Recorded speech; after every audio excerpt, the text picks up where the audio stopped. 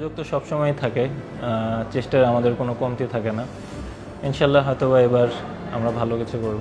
Trophy জিনিসটা এটা আমার মনে হয় যে অবশ্যই এটা একটু ভাগ্যেরও একটু সহায়তা লাগে। আমরা কয়েকটা হয়তো বা মেগা ইভেন্টে খুব কাছাকাছি গিয়েছিলাম, বাট আনফর্চুনেটলি আমরা পারিনি। But there is another opportunity coming up, inshallah, next month. Support us, inshallah. We'll try to do everything we can. National টিমকে রিপ্রেজেন্ট করা, সেটা সিরিজ হোক, কোনো মেগা ইভেন্ট হোক, সবসময় স্পেশাল।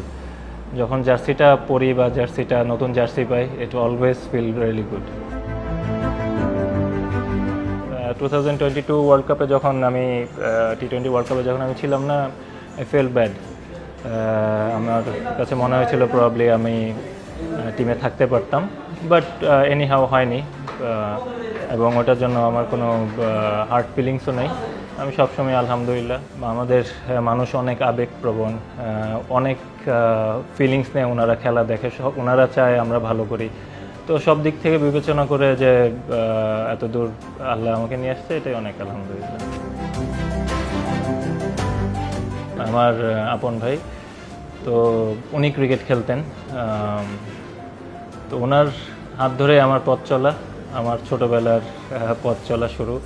আমার ক্রিকেটের হাতে খড়ি সব কিছুই ওনার মাধ্যমে। ভাইয়াই সবসময় আমার অনুপ্রেরণা ছিল। দেন লেটার অন সাইদ আনোয়ারের খেলা খুব ভালো লাগতো, যখন আস্তে আস্তে খেলা বুঝতে শুরু করেছি। MS ধোনির খেলা খুব ভালো লাগে। I'm really a big fan of him, to be honest.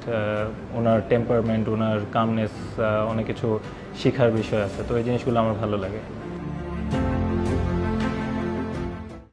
নামের পাশে আমি কখনো আমার নাম নিয়ে কখনো চিন্তা করি নাই। ইন্ডিভিজুয়াল গোল নিয়ে আমি খুব একটা চিন্তা করি না। টিমের গোল যদি অ্যাচিভ হয়, ওটাতে অনেক খুশি ইনশাআল্লাহ। T20 cricket, it's hard to say.